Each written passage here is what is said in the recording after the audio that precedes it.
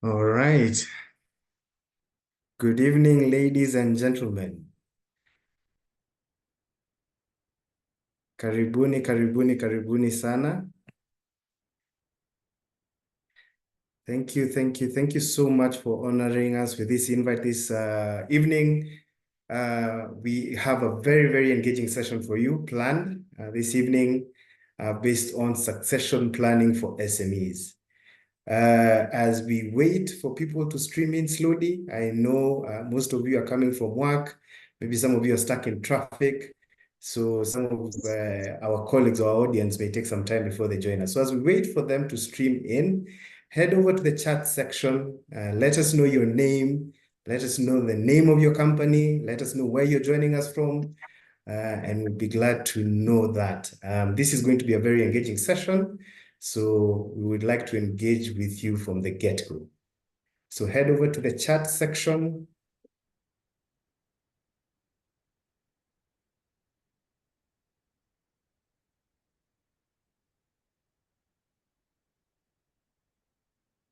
You can see attendees are slowly streaming in.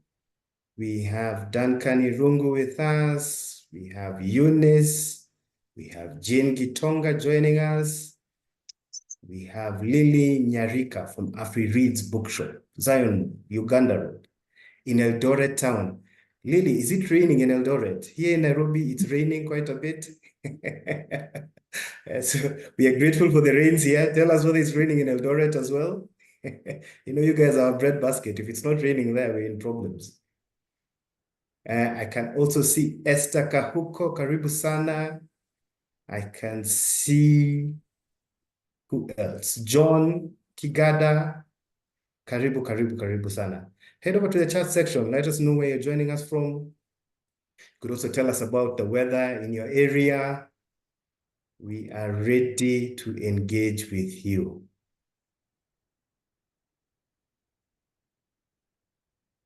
I can see Kelvin Irungu, karibu sana Kelvin.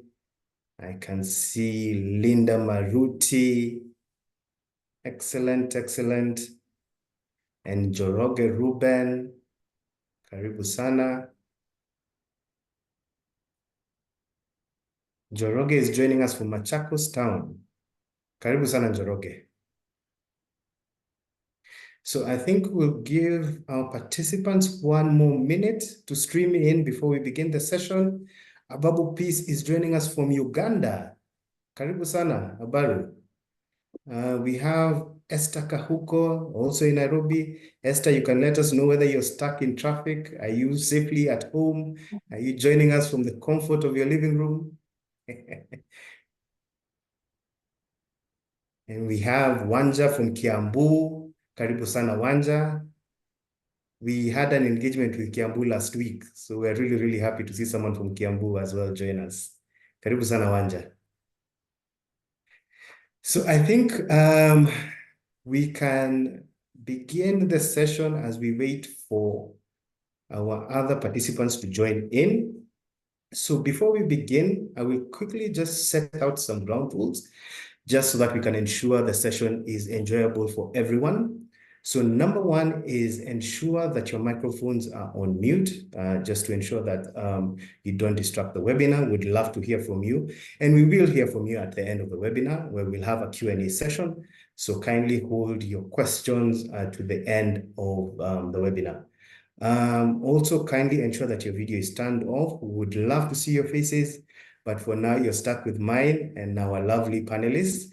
So kindly ensure that your video is turned off at all times. Now, as I've mentioned before, if you have any questions during the course of the webinar, kindly put them in the chat. We have a very capable and dedicated team behind the scenes that will answer your questions, if any. And if there's a particular question you'd like answered by our panelists, then also that will be done at the end of the session. Finally, and perhaps this is the most important, engage with us. Head over to the chat section. You should be able to drop in your comments, your thoughts, your opinions, you name it. We're happy to hear from you. You will also notice at the bottom of your screen, you should have a reactions area.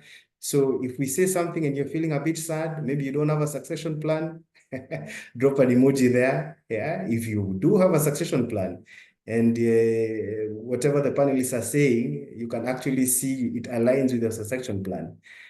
Be sure to drop us a smile as well. If you're feeling anxious, maybe some of the things we are saying here are making you or will make you feel a bit worried about what your plans for your business are.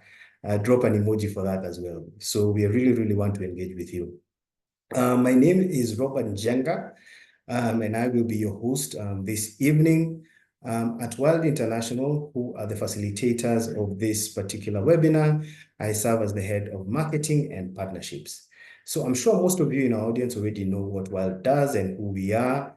But for those who may not be familiar with what World does, let me just give you a brief introduction of who we are so that you can understand who your hosts are. Wild International is a business consulting firm that specializes in the development and execution of strategies. We've been doing this quite successfully for businesses of all sizes for the last 20 years.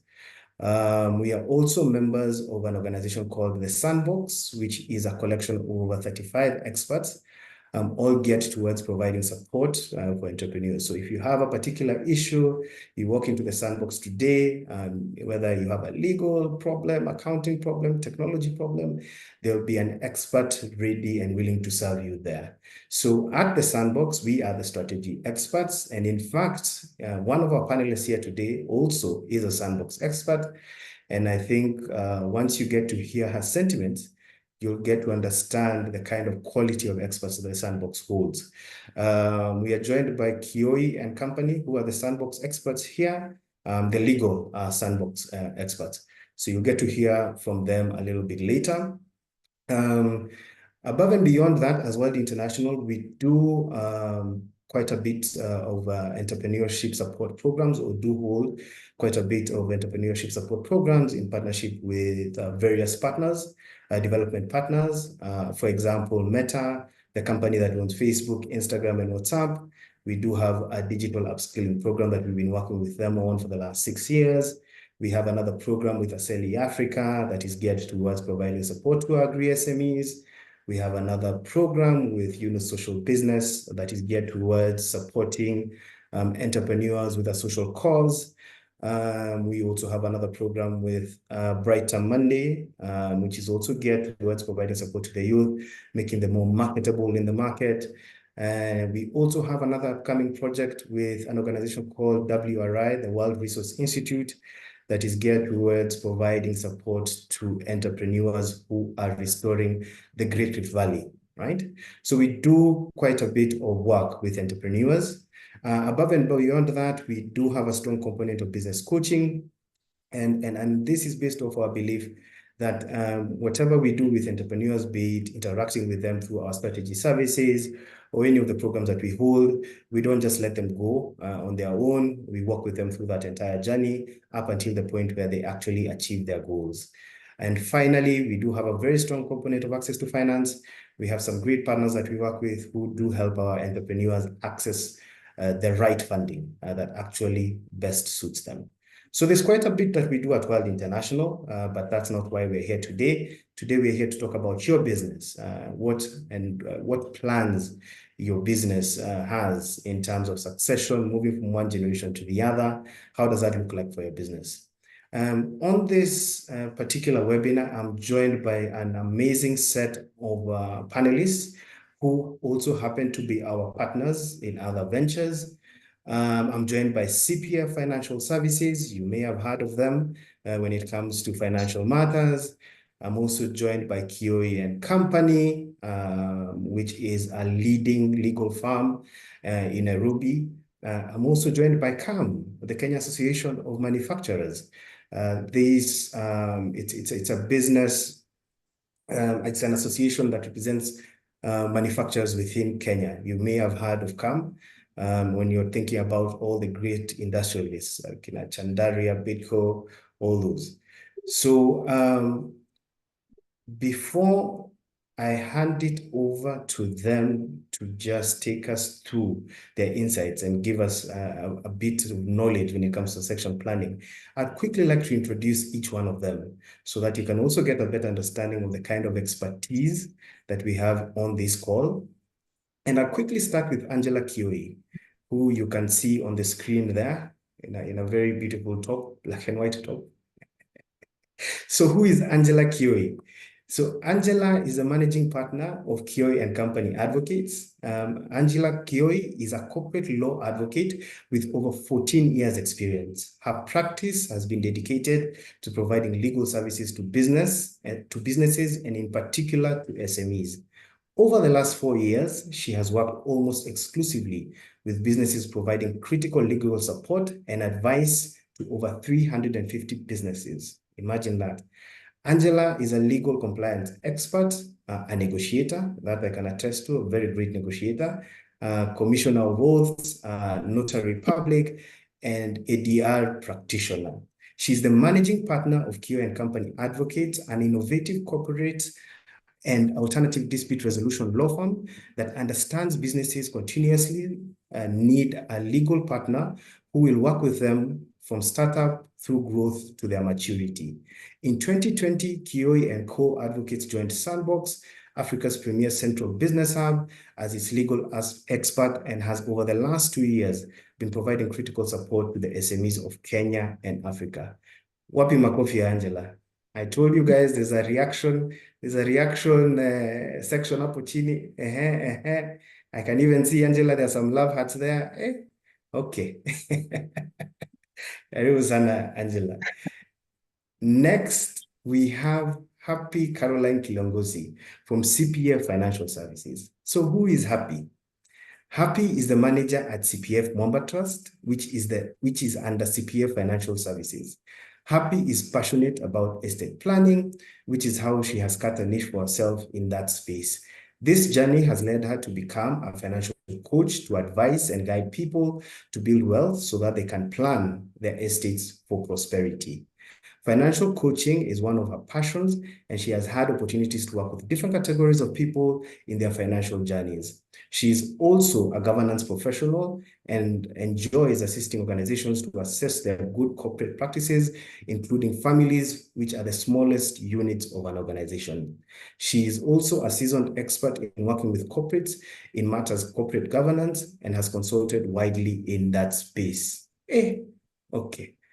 Wapi makofi ya Happy? Guys, I think you're beginning to see the kind of experts we have here to tackle this topic for the day, right? Excellent, excellent, excellent. Finally, but certainly not least, we do have Joyce Njogu, who is the head of consulting at the Kenya Association of Manufacturers. You may know it as CAM. So what is CAM and what does it do? So established in 1959, the Kenya Association of Manufacturers is a representative of manufacturing and value-added industries in Kenya. The association has grown into a dynamic, vibrant, and credible association that unites industrialists and offers a common voice for businesses. They have been at the forefront and center in driving fact-based policy advocacy towards the formation of industrial policies to strengthen and support the country's economic development. Through fact-based advocacy, CAM partners with government and its associated agencies to ensure a dynamic and flourishing manufacturing sector in Kenya to realize a double-digit contribution to GDP. Fantastic, fantastic. Wapi makofi ya Joyce? These are the guys holding this economy together. Karibu, karibu, karibu sana. So as you can see, we do have a very, very excellent group of experts who are ready to tackle the discussion for the day. Before we get into that, I will quickly just let you know what to expect at the end of this webinar, what we intend to cover. So number one of the key topics we intend to cover for this particular webinar is why succession planning is crucial for SMEs, right? You may or you may not know this, but SMEs constitute 90% of all businesses in Kenya, 98%. So if these businesses are not moving from one generation to the other, what will happen to our economy? We'll also be covering common myths or misconceptions about succession planning, right? I'm sure if you're an African, you've often heard, if you're a Mzee, if you write your will or if you plan to hand over 1 month, 3 months, you're gone. Yeah, those are some African beliefs that we have. We've also heard that Asians are very, very good at succession planning. They're able to move businesses from one generation to the other. Are there African stories that we can hear about today of people who have actually successfully done that? And it's not just Asians who can do it, Africans can do it as well. We'll also cover the topic of identifying and developing potential successors within an organization. Does a successor have to be a family member? Yeah, perhaps you have a son or a daughter who you're running the business with, and you're seeing they're a Gen Z. Yeah, they're not interested in the business. They're not passionate about the business. Maybe they're looking to venture into something else. Who are you going to leave all your 40 years of hard work to, right? And then what are the different types of succession plans available?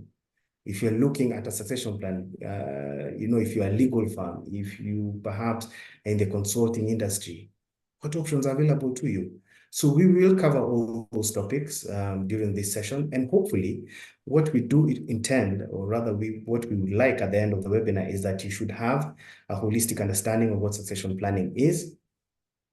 And also, if you don't have a succession plan, you should begin working on a succession plan. Or if you already have one, how can you build on that? How can you make it better? Panel beat it a little bit based off the learnings that you learn here today. So I think with that, I would like us to jump to the discussion of the day, or rather the main topic of the day, right? And I think I'll just kick us off with just a very, very simple question, right? Directed to our panelists and also our audiences, right?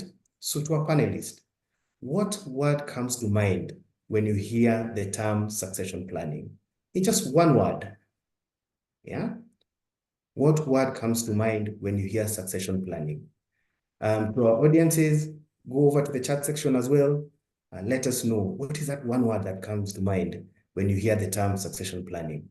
So Happy, we'll start with you. What is that one word that comes to mind when you hear the term succession planning? Thank you, Robert, and good evening, members on this call.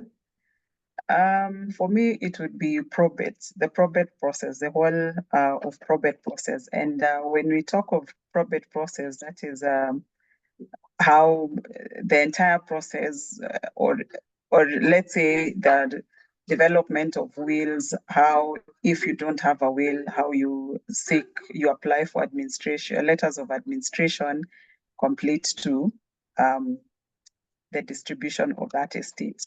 So who are your guardians? Who are your beneficiaries? So yeah, that is not one word, but in many words.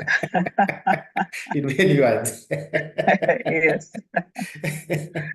Okay. I think what I gathered from that, if I can summarize that, it's a process. Yes? Yes. A process. Okay. Excellent. Joyce, what comes to mind when you hear the term succession planning? It's one word, transition.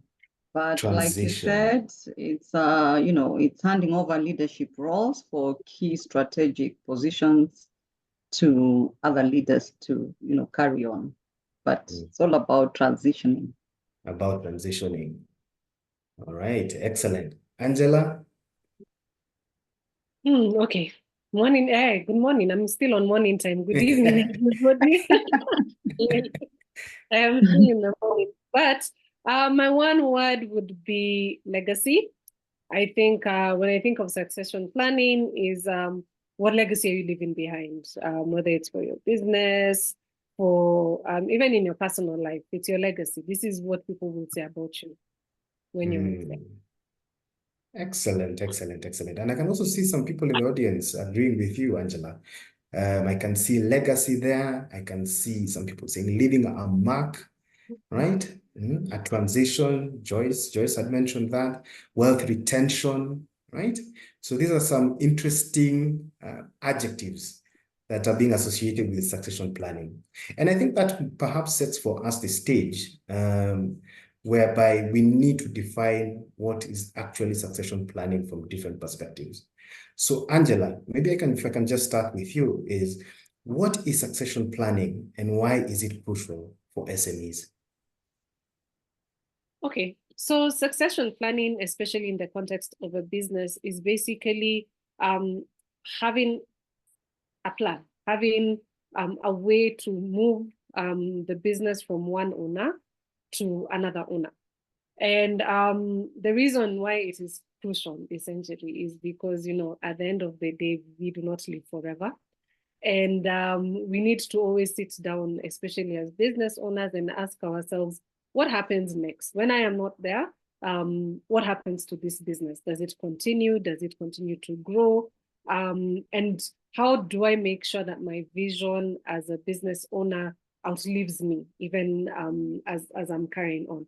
So essentially, it's just how do you move this business, this going concern, as we call them, from one person to another person, whether it's generational, whether it's family, whether it's employees. How do you do that transition? Okay, excellent, excellent. And happy as well. Could you perhaps provide us with a different perspective or a different understanding of what successional planning is and why it is important for SMEs? For me, it would be that laying down that governance structure in such a way that you're able to preserve and manage and transition this business from one set of, maybe from one generation to the other, or as Angela has correctly said, transition of leadership. So what mechanisms are you putting in place to ensure that it actually remains a going concern so that your legacy lives on? Okay, excellent. And I think maybe for some of us here, some of us here may not know too much legal mumbo jumbo. When you say legal concern, what do you guys mean? Not legal concern, going concern from an auditor's okay. I think I'm part of that group. Going concern. Yes.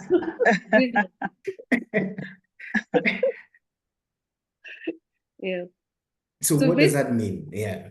Okay, sorry. So it is a business. It is a going concern is a business that is running and in fact, I think I was in an audit class recently. It's able to meet its liability obligation. Yes. Obligation. The business that is which is running and able to meet its obligations and serve its customers, pay its employees. Yes, so that is a going concern.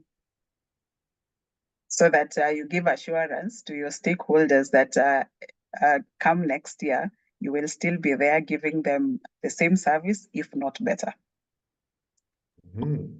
Excellent, excellent. So I think with the whole aspect of having a going concern, and maybe I'd like to bring in Joyce to this discussion as well. We have different types of businesses, right? Businesses of big and small, operating across various sectors. Some, a predominant chunk actually in Kenya, are family-owned businesses. So Joyce, to you, how does succession planning differ for family-owned businesses or family-owned SMEs compared to non-family-owned ones?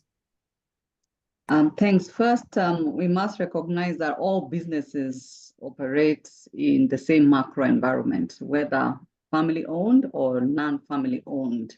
So they are all in one competitive landscape. But of course, there are unique elements that support family-owned businesses that are also a great advantage. One of those elements for family businesses is where you have that legacy you want to leave as a family, and you have values that are passed from one generation to another, and you want to keep the family together. So those values sustain that family interest to keep the business as a going concern. So there's more ownership from the family in terms of how they view the business. And you'll find that those that are well structured in succession planning really uphold the founder's philosophy, and they seek to grow and expand the business with that commitment and loyalty that they need to keep the family business successful. While when you're looking at non-family owned business, they are more concerned with emerging trends in the macro economies. They are open to inviting, of course, they are open to all kinds of competitive leaders to run the business. You'll find a lot of them are even in the securities market. So they've invited so many stakeholders and partners to come in and support the business growth. And they're also highly innovative. But in terms of difference, sometimes they struggle from ownership. You find a lot of employees may not even know what the founder's interest was, and probably the business has changed totally from the original intent. Some of it positively and some of it negatively, knowing that we are living in a quite transformational age. So they both have benefits, advantages and disadvantages, and businesses need to know where they fall at so that they can be able to innovate and take full advantage of where the position they are at. Thank you. Thank you, Joyce. And I think one of the things that I picked up there is the retention of the values and legacy of within a business. The ability for those values and those legacies to be passed on, not just the business in and of itself, but those values and those legacies that actually perhaps initiated that business. How are those passed on from generation to generation, and who are the carriers of that legacy? So thank you so much for that, Joyce. So as we are looking at passing this on from legacy, or rather from generation to generation, while ensuring that we're maintaining the legacy and the values of the businesses, what are the key challenges, Angela, you would say SMEs face when they're actually trying to execute or implement an effective succession plan? Okay, from my perspective, in terms of legal, and especially where I have assisted businesses, come up with a succession plan. I think one of the biggest challenges most SMEs face is with regards to documentation. So you find a business is running, but everything really is in the entrepreneur's heads. There's no documentation of processes. There's no documentation in terms of contractual obligations, contracts with their employees, contracts with their suppliers, contracts with their clients. And all of these things seem to be very secure in the hands of the entrepreneur, but he really, or he or she really is the only person who knows what is happening in the business. And this could be because of a lack of trust, maybe with your employees, or lack of processes. You've not really put in processes. So that's one of the biggest challenges, because remember, you're trying to allow somebody to come and take over this business, or to hand over to a family member. So that documentation process is key, and it's important. The second one is a lack of corporate governance, in that, decisions are made solely by one person. There is a lack of, when we talk about corporate governance, it also allows for there to be accountability. So there's no accountability in the business, and maybe there is no one who the business owner, the entrepreneur, is answerable to. So there's no board of directors, and essentially they make decisions on their own, and they make decisions as and when they would wish to make them. There's no formal process. And so corporate governance, of course, deals with a lot more wider issues, but that lack of even just putting in those structures in place leads to it being very difficult for you. It's a big challenge that you have to overcome for you to do successful succession planning, such that if you don't, I really do not see, from my experience, where you do not have corporate governance, how you can effectively transfer ownership from one generation to the next, or from one leader to the next. So that is one key thing that you need to have. And the third one, I'd say, legally, is compliance. So SMEs tend to skirt around the compliance issue. They do not necessarily want to ensure that they are compliant with the law, and work in the gray. So such that as long as the taxman is not coming to knock on my door, as long as I am, there's no actual fine being imposed on me, I will work in the gray areas and not really ensure that my business is compliant. And why we say, as a legal expert, why I say compliance is important when it comes to succession planning is that you really do not want the issues of one generation coming into the next set of leadership. So your business essentially needs to be a compliant business. Even as a going concern, it needs to be a compliant business. It needs to be right with the law, because a lot of these things that we're going to do, even in terms of succession planning, end up touching with the law. So if you're not compliant, then it also becomes it becomes a hamper for that succession planning to happen. And maybe I can give an example on this. Whenever we as advocates are trying to do transfer of shares, or even in terms of bringing in a board of directors, adding directors, we need to go and do those applications within the company's registry. So a lot of times you find that we have to go back and fix all the compliance issues that the business had, even before we're able to take a step forward and begin the succession planning, or begin any transfer of shares, or begin any addition of directors. So that's part of compliance. If you're constantly doing it, you're constantly on top of it, and you're doing what you're meant to do as a business, then it makes the process rather seamless. Yeah. So I think those are my top three. Of course, there are many other issues, but I just chose 3 top challenges. I think an entrepreneur's life is usually filled with so many issues, but I think those 3 cover the 80%, perhaps, when they're looking at that particular aspect. So I think when we are talking about succession planning, from what I've gathered, Angela, is the ability to have structures from an early point in the business will actually ensure that actual future generations, even as you're integrating them into the business, they don't have to pay for your sins. You ran away from KRA 5 years ago. Here's a young man, they've taken your business, and now KRA is ready here saying, you guys didn't pay income tax for 4 years ago. How is that business going to grow if it's already started like that? Interesting insight.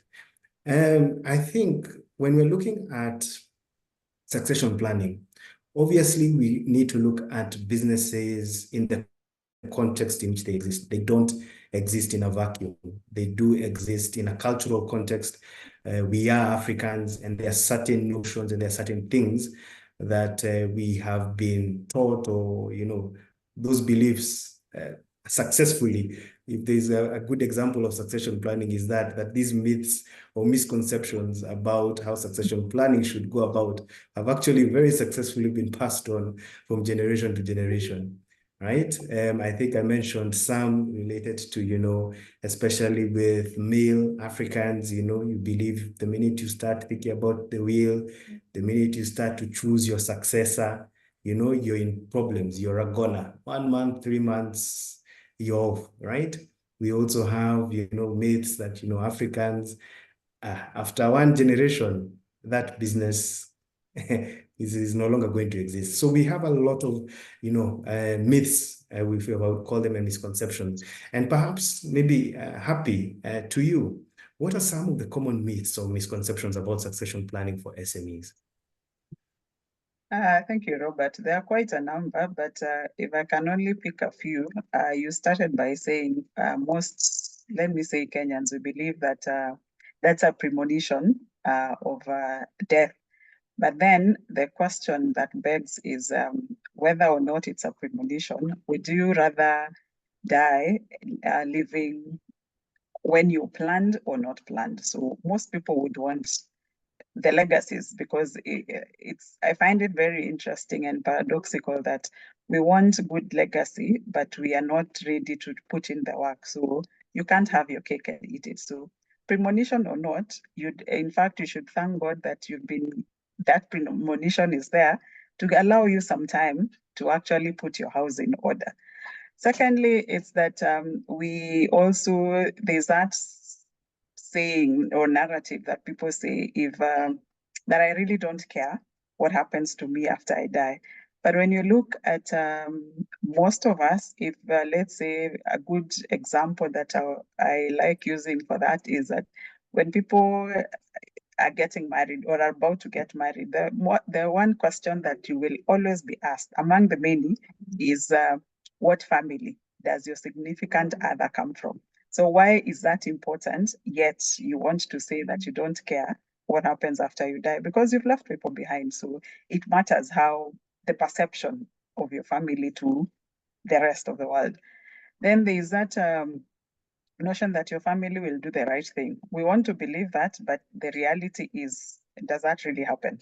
Especially now, not years back, I think that used to happen. But now, more often than not, your family actually doesn't do right by you. So it is not being a wise person if you don't actually take matters into your hand and put it down in writing. As lawyers, we like saying black and white doesn't lie. So just write how you want your family to stay, because if you don't, our different personalities, our different exposures, the world has become such a global village. So your kids will all, maybe your kids are all over the world. So the exposure that they're getting wherever they are, when they come to join those ones who are here, it's very different thinking.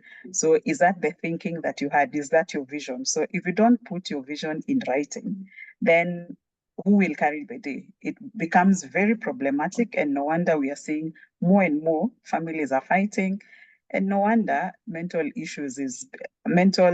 health is becoming a pandemic because our family units are really, really broken.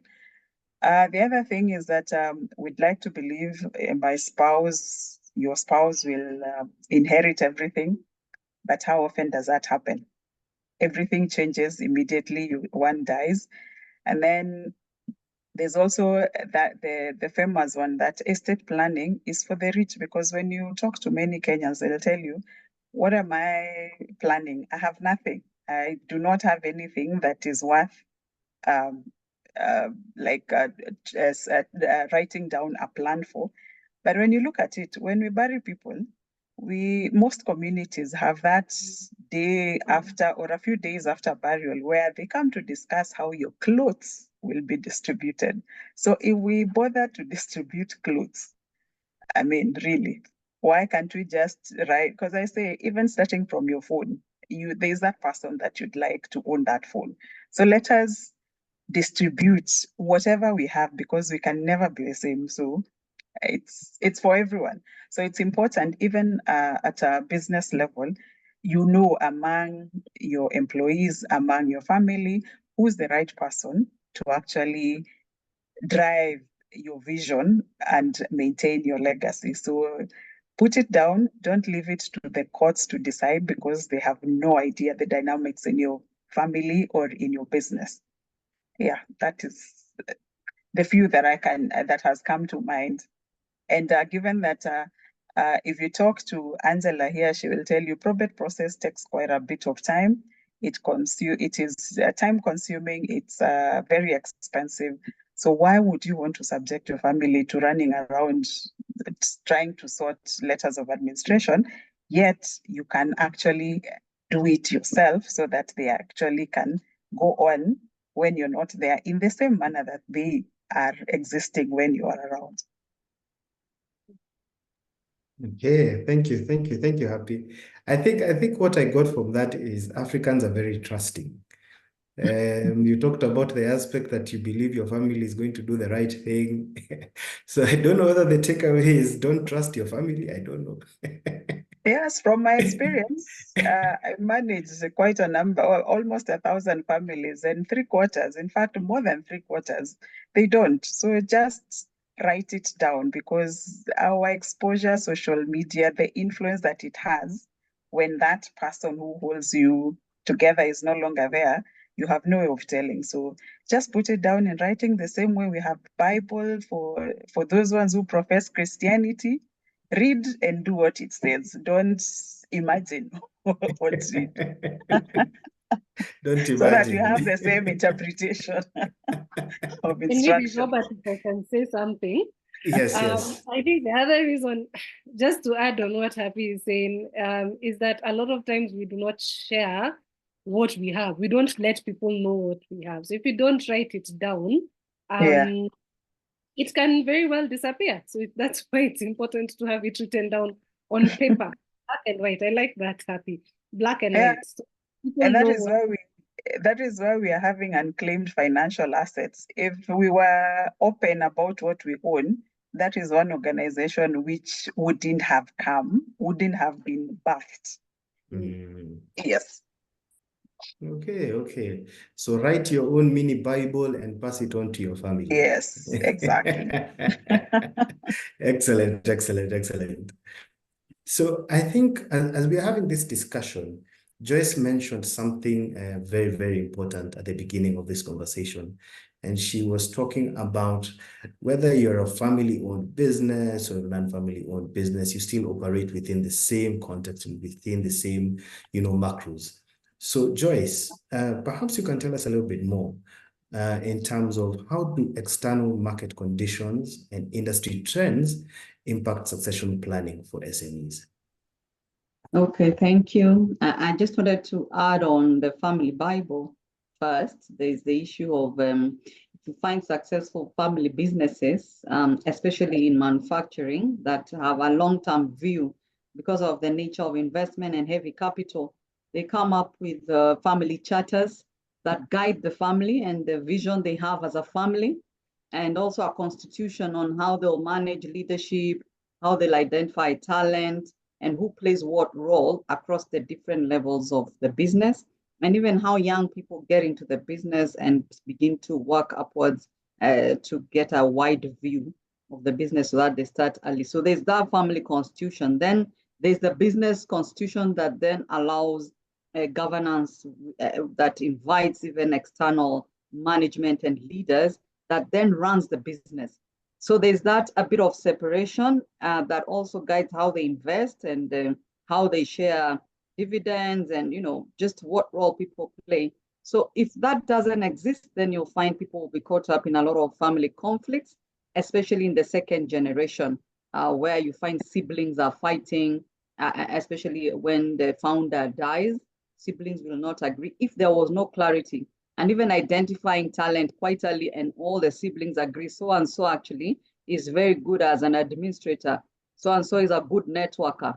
So-and-so is so good in probably accounting. So they grow up knowing where everyone falls, and you find that leadership is naturally taking shape, and they all agree in their family meetings, based on the talents and skills. And that's really a lot of work for us to learn, especially Africans.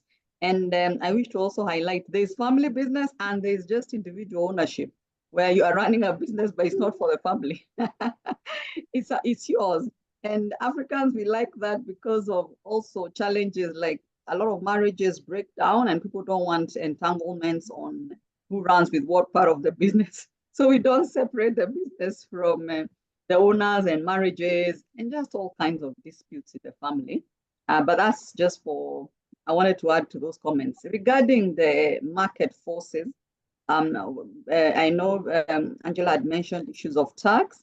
You know that we are having a rapidly changing tax environment, especially in Kenya. Every day there's new tax policies that are coming up. Actually, every year there's a new finance bill and finance act that introduces new things. And now we have all seen how NHIF is evolving to SHIF, the housing levy, so many tax issues coming up, and they affect all businesses, whether small or large or family owned or not family owned. So those are some of the forces. Also legal requirements, especially in this era of sustainability, there's so much observation, especially for manufacturers, on how they engage the communities, the impact they have in the environment, in the communities they work around, the work conditions in terms of safe working spaces, health and safety. We are having also challenges around how we embed the young people into business, the supply chains. So you find there's a lot of regulation on those levels, and also compliance. Compliance, whether it's with standards, quality standards, and generally safety standards, especially food safety, and all kinds of products have their own safety standards. So those are affecting all businesses. When you look at local markets, we subscribe to certain regulators, but also in the international markets, we have the regulations that are driven by jurisdictions, and we have those that are regulated by the markets, the buyers dictating what they want. And now things like tracing back where sources, raw materials are coming from is becoming a major thing, especially for those targeting exports. And because of growth and expansion strategies, many businesses are looking to go to the region, especially manufacturers. You have this capacity to produce so much, and the local market may not take you to high levels. So you want to get into East African market or to African market or even to European markets or the American markets. And you'll find market conditions there really affecting you. The competition landscape is changing, and you'll find young people are more conversant with the changing consumer trends, what kind of employees that are coming up, and the skills and talent that will drive you to the next level. And most of the businesses are not getting it right. Sometimes family businesses don't entertain young people, thinking they still have a number of years to catch up. Yet they have different ways of how they want to approach the business. And the day you give them leadership, they can disregard your total governance structure and say, look, I want this kind of leadership. I want this leadership style. Some of them will say, I don't even want this product. I want this kind of product, and they deviate. And if you're too stringent on them, they actually shut down their business, take the money elsewhere, and leave the country or go wherever they want. So you find that trend in terms of, managing talent and retaining top talent is big. The other one is technology. The macro trends. Technology is transforming how businesses are run, and you'll find family businesses that don't embrace ideas from the young people who are interacting with products technologically. They also want to save time. They're doing the accounting. They are Googling even the medical cases, diseases. They first start with the internet before they go to a consultant. So until they are stuck in their research is when now they say, I think now I need an expert. So they are quite inquisitive, and they're exploring the whole internet space. And if you don't include that in how people make choices of what to buy, how they make payments, and even how they communicate, you'll find that if you don't embed digital capabilities in your business, very soon you're going to go under. And I'll give an example of just Kodak that had hired, I'll use those well-known businesses because some people would want some kind of privacy in how they've been able to either succeed or go down. But the case of Kodak, everyone knows how they were really running the film business, and they were quite successful. But unfortunately, one of their engineers came up with an innovation and said, we could try a digital camera. And the founder said, no, most people want films. Who wants a digital camera that has no film? And within a short time, they were extinct. And that's a family business that was employing millions of Americans. And now people lost jobs, and actually many people in the world. So you find loss of jobs coming up for businesses that are not trying to look at the transformations that are happening in the world. And as much as we are business, family owned or small business or large, everybody is vulnerable to these externalities. And we must really pay attention to what's happening and create an insight mechanism where you are always getting insights, whether it's through technology or young people research or just engaging your sector, understanding how is your sector evolving so that you don't go under. We've seen the same happening to mobile phones.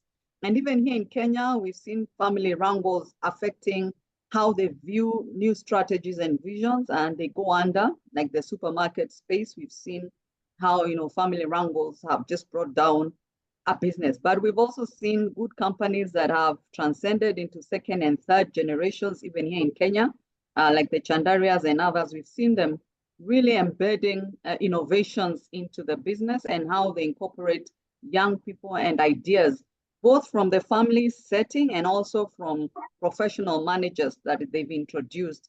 And when you're thinking growth, SMEs need to stop saying, this is my business, somebody will copy it. How do I share my plans with people? They'll copy. People can copy anything. You don't even need to share your plans. For instance, if it's a soap, I just need to see the formulations behind and create my own and start selling. The idea is, how do you build sustainability in a way that your competitor can't catch up, and your own unique values that you're selling to from one generation to another. But that fear of people copying, fear of people running with your business, fear of a relative taking over is hindering growth in terms of how you approach external forces. Like when there was a mention of tax and records, a lot of people want to hide and not share records. You don't want to show an accountant your records. You don't want to show a lawyer a partnership agreement. You're thinking somebody is going to see. And maybe you signed an agreement with a friend or a family friend or somebody, and you didn't see clauses that could finish you overnight. So, embedding external experts, and that is what is happening across the world. People are embedding external experts to support in how people are arranging growth, whether it's through an acquisition or a merger or a partnership with technical competencies. We need to embrace the growing number of experts that are coming in with highly specialized skills, even if it's on short-term consultancy, to be able to move you to the next level and inject, structure and ideas into the business. Thank you. Thank you, Joyce. I really like the example that you used for Kodak, because I think all of us can recall, or even perhaps in our own households, we have those pictures that used to be, and those pictures are passed on from, years and years and years and years down across the family. So I think that example really hit home in terms of a business that we almost saw. I don't think at that time in the 90s we knew any other company apart from Kodak in terms of the camera space, and now virtually non-existent. Interesting stuff from Joyce. Joyce also earlier on during the discussion mentioned something about, having a family charter, and more specifically, going deeper into figuring out or identifying, number one, who is going to be your successor early enough, and even more importantly, getting buy-in, from even all the people that are going to sort of be led by this particular person. So Angela, maybe if you could just tell us briefly, what are the key differences between internal succession, where you're promoting from within, versus external succession, where you're bringing in someone from outside the organization? What are the differences between these two strategies when you're looking at your succession plan?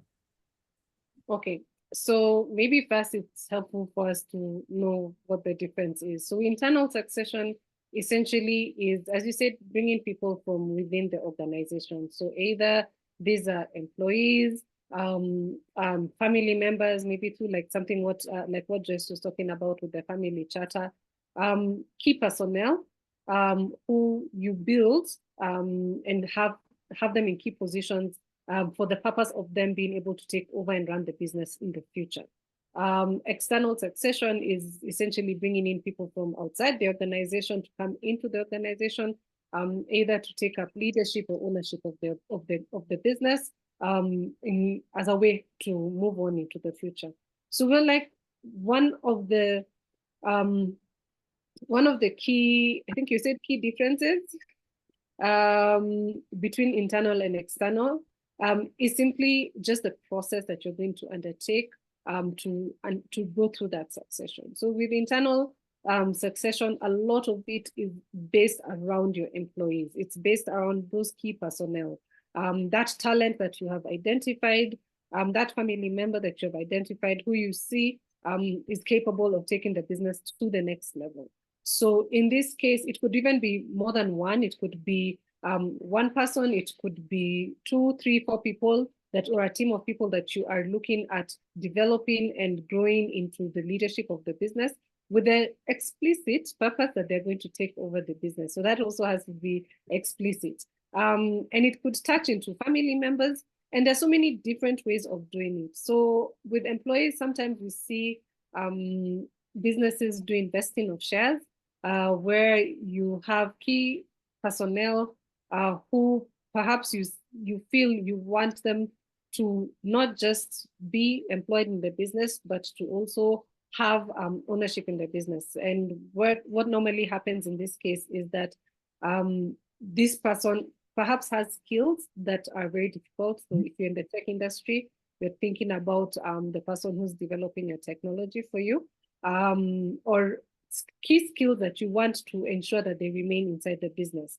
And what normally happens in such cases is you agree on how that ownership, some of the shares will pass on to them over a period of time. So you can have very many different ways of passing over ownership and passing over leadership. And it's important to know that those are two different dynamics. There's passing over leadership and there's passing over ownership. So ownership is who owns the shares of the business or who owns the business, and leadership is who is at the helm, taking the business to the next level. So you need to also have that in mind. So with external succession, you're talking about people coming in from the outside. And in my mind as a lawyer, a lot of times I say external succession is about perhaps also realizing value for what you have created. So you're actually bringing in people from outside, investors, PE funds, venture capital funds. You're doing an IPO you're actually trying to, how do I bring in people from outside of the organization into the organization? And it could be for different things, again, for ownership or for leadership. For leadership, we're looking at in terms of bringing in a board, bringing in external people who have critical skills that you may not possess inside the business to come in and help in that leadership of the business. So you're looking at creating different structures that will allow you that will allow that leadership to pass on and to have a more diverse leadership base. Sorry, excuse me.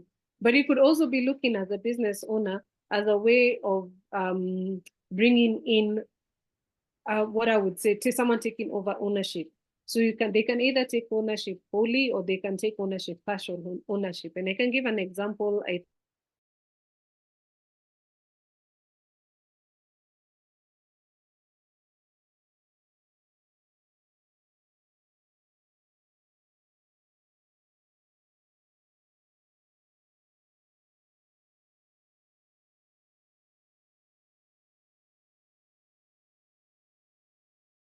Who took up majority of the shares, majority of the ownership, and is running the business. But you see, it's still essentially the family members still retained part of the ownership of the business. So it's good to have a clear understanding of what exactly it is you want to do as a business or as the business owner, as entrepreneur, in terms of succession. Are you looking to hand over leadership? Are you looking to hand over ownership? And then that determines what you're going to do from there. Okay. So I think with what you're saying, that leadership, either way, is going to play a very critical role, whether external or internal. The aspect of good leadership and good governance is going to play a very critical role in terms of whether your plan is going to be successful, your succession plan is going to be successful or not. And I just want to perhaps indulge Happy a little bit, especially with her experience in corporate governance, is, what role does leadership development play in succession planning? One, as Angela has correctly said, it's the vision. So just the same way in the corporate world, the strategic plan you define the vision, the mission of the organization. Similarly, even for the SMEs, the founders need to be clear what is the vision and what does it take to ensure that they actually achieve that vision. So when you look at the key aspects, the pillars of corporate governance is fairness, accountability, transparency, and responsibility.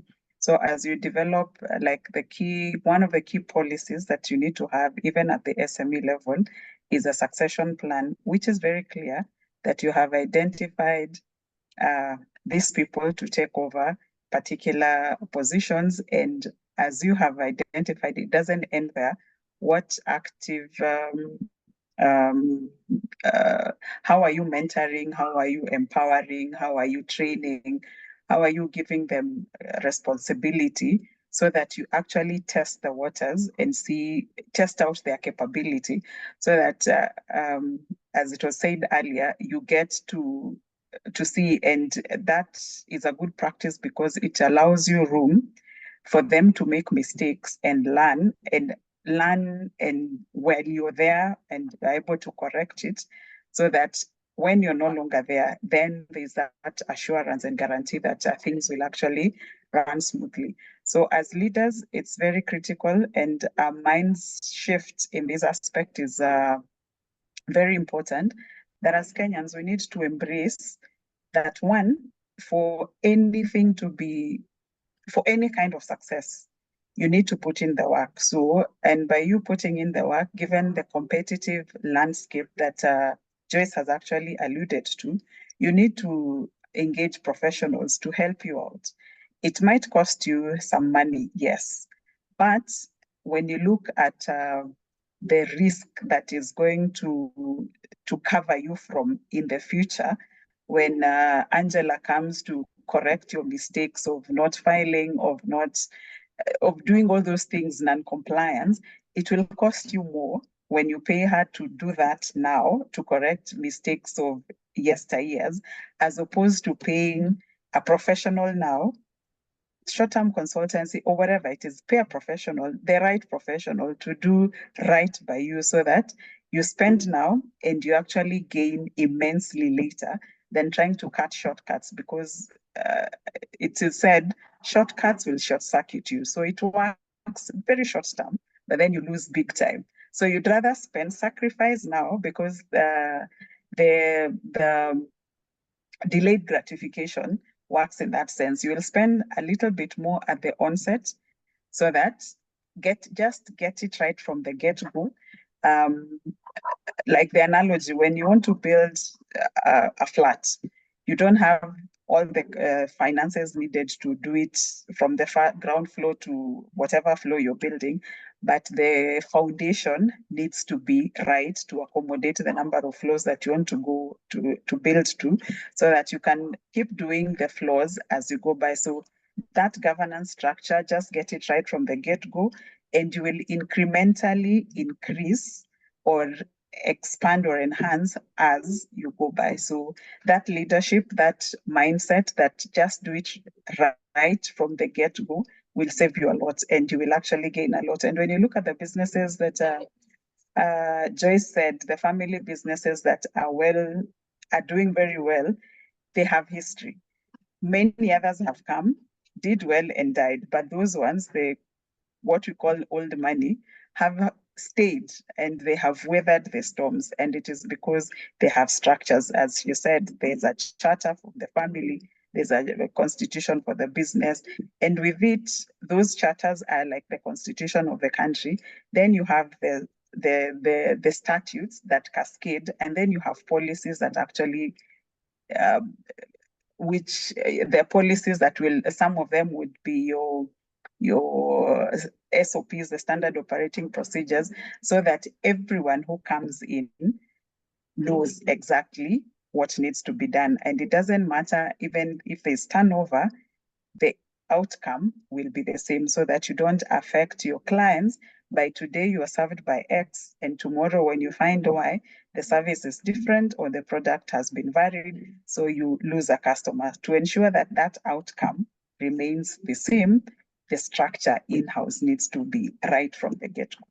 So that is how leadership is really critical in ensuring sustainability of the business in the long run. Thank you. Yeah, and I really liked the analogy that you used about setting a great foundation. You are in a mjengo, put a good foundation, you do the first, second floor, pole pole, and Yes. that building will keep on going higher and higher and higher. And Yeah. there's also something you said about avoiding shortcuts. Kenyans, us, we love shortcuts. There's someone who can always do it cheaper. It's never sustainable.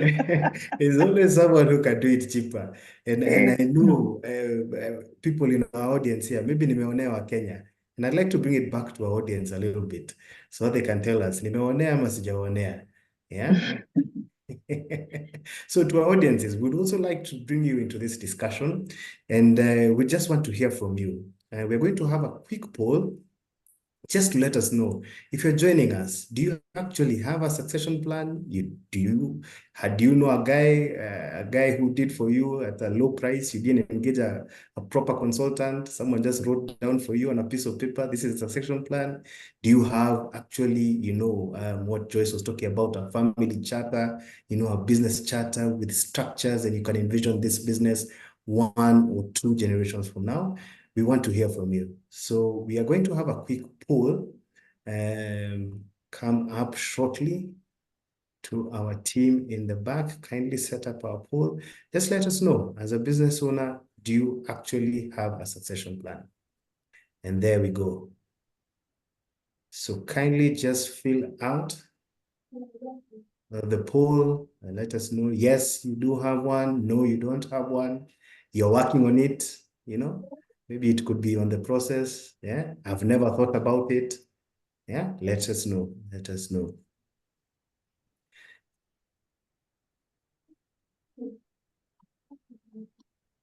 I am also seeing here, Josh is saying he's getting some great points. Fantastic, fantastic.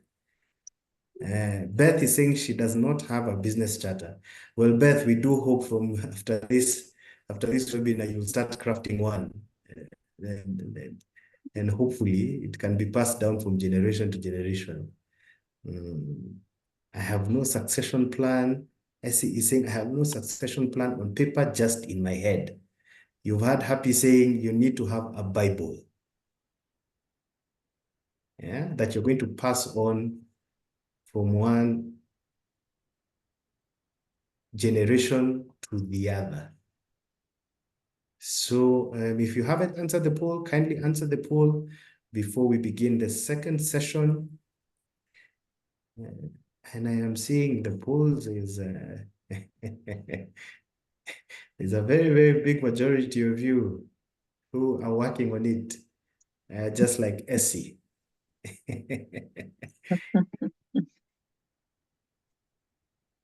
Excellent, excellent, excellent. Great, great, great, great, great. So I'm having a look at the results and I am seeing a staggering 43% of you have no succession plan for your business. We also have 33% of you saying that you're working on it. And then we also have 22% who are being very, very honest and saying they've never thought about it.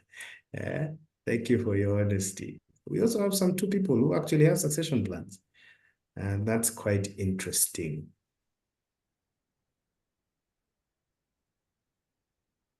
Okay, okay.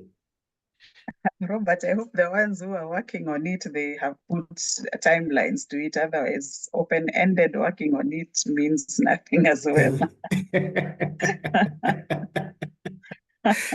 Perhaps those are some of the tips and insights we shall share with them shortly in terms of actually creating and ensuring that they actually have a plan. Not in their heads, not on a piece of paper, but something that they're actually working towards or actively working on, even in their day-to-day affairs. So I think we are going to end the poll there. And I can see, once again, from the results, a majority of you do not have succession plans. So we are going to go into the second bit of this particular webinar, which is essentially having a discussion about, okay, hey, there are all these great advantages about, having a good succession plan, but essentially, what steps do you need to do, or what exactly do you need to do to actually have an effective or a sustainable succession plan, right?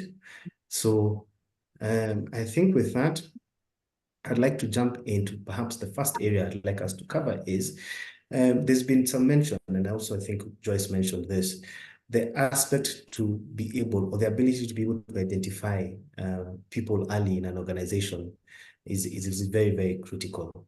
So what steps can SMEs take to identify and develop potential successors within their organizations? And I think, Happy, you may have touched on this a little bit, but maybe you can just summarize for us a little bit. What exact steps can people look at?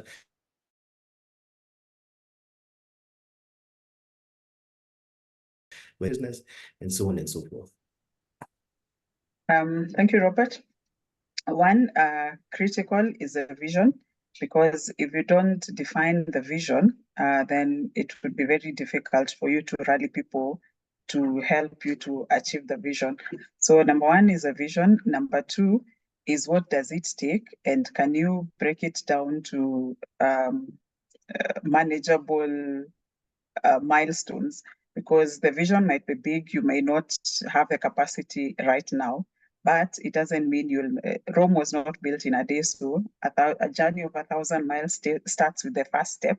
So break it down to what is achievable now. Ensure that you sensitize or you train your team to understand, and that might mean breaking down to, like, if you're talking about transparency, what does that mean? We are fond of throwing around buzzwords, but when you ask in essentially, what does that mean? So break it down. Transparency is just maybe reporting to all stakeholders who impact the business or those who may have an impact on the business by meeting their expectations. Number 3 is after you train, after you sensitize, you implement. So what policies, and just document. And I like what Angela started by saying, document, because there's something about when you put things down in written, it's easy for you to evaluate. And finally, get professionals to do audits. Nowadays, we have legal audits, we have governance audits, we have the traditional that accounting, the accounting audit, the audits, financial audits rather. So there's financial audit, there's governance audit, there is legal audits. Those I think are very critical for you, which will give you a very clear status or implementation, or to give you an indication about your journey. And from that, it will also give you an implementation matrix, which you can use as a dashboard to ensure that then you actually carry it out. And once you do those audits, you may, like, apart from the financial one, which must be done annually, the others you can skip a few years so that you give yourself time to implement that. So with that, it will give you a good vision board on what you need to do, which you can implement gradually until you achieve the desired position that you want your business to be at. And yes, one other thing that I forgot is that like, if you choose, there are various instruments of maybe transitioning. You can, if you choose to set up a trust, you can, you need to actually do your background check and ensure that if you're setting up a trust, is it properly registered? Do you have properly qualified personnel to help you to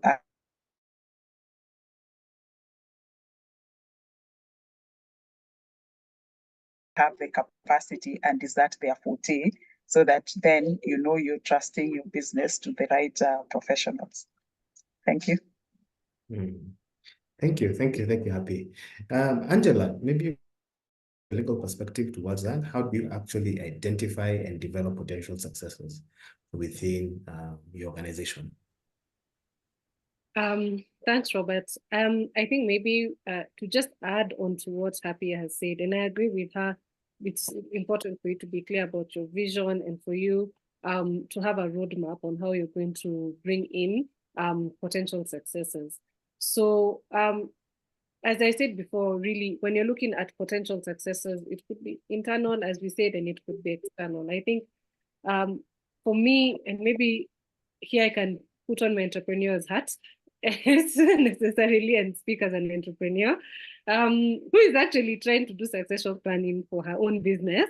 I think I would start at hire correctly because it's the talent that you're trying to build into coming and taking over leadership in your business. So and this is a painful lesson that I learned as a business owner, that if you don't take your time in the hiring process, you will deal with not having the right people in the organization. And when you don't have the right people in the organization, it's very difficult to even to think about doing a succession plan, because you're not in the space of saying, I can trust this person or I can trust these people to take over.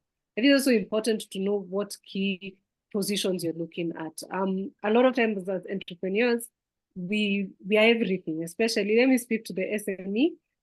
When you're running an SME, you are the HR manager, you are the operations manager, you are the marketing manager, you are everything in that business.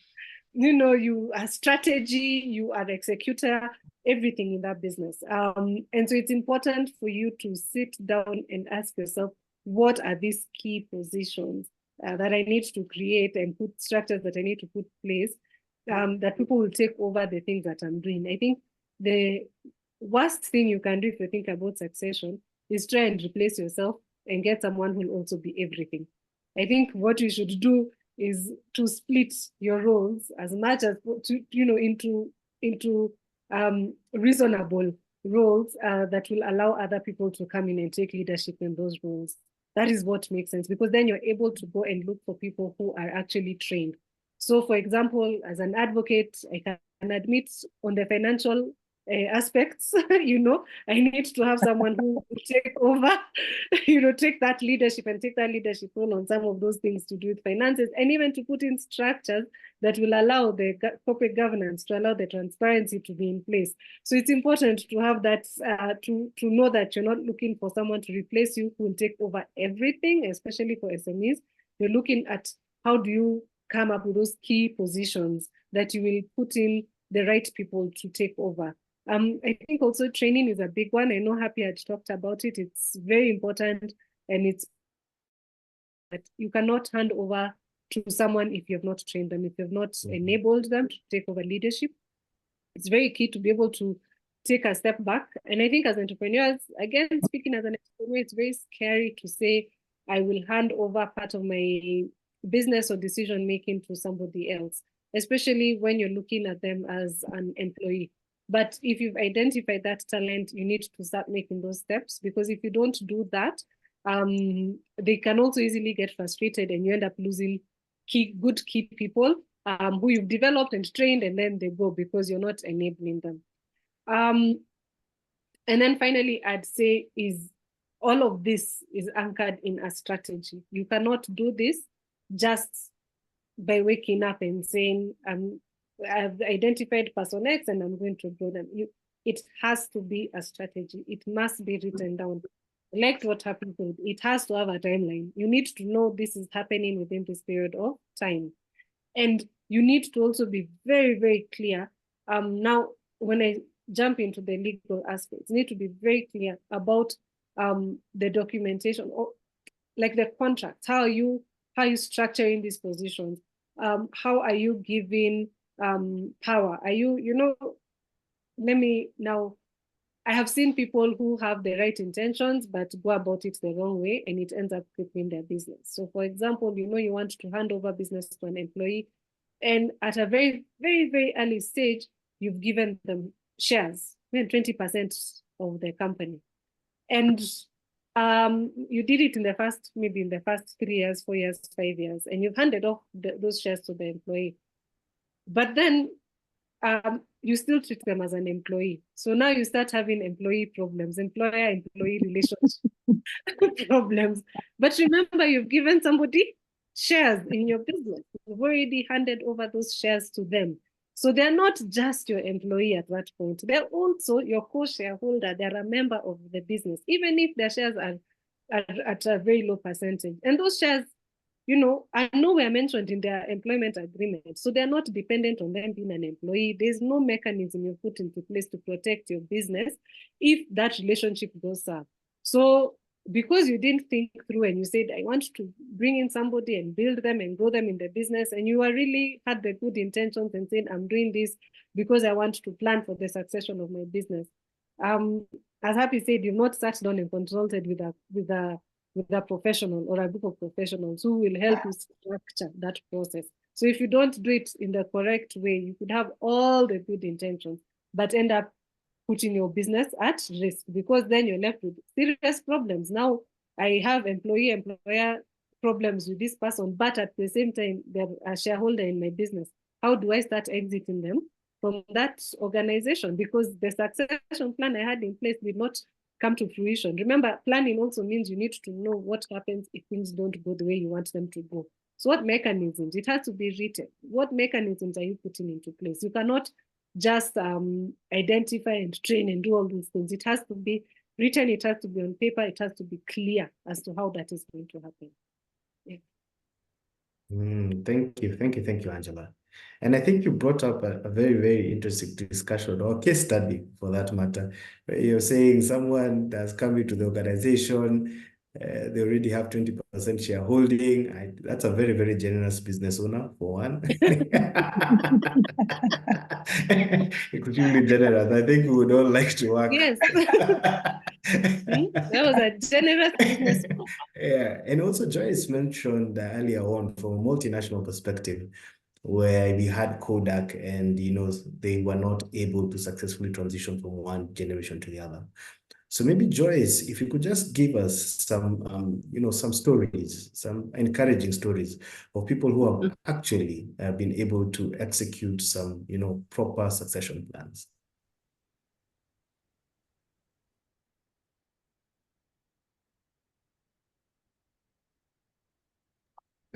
Joyce, you're muted.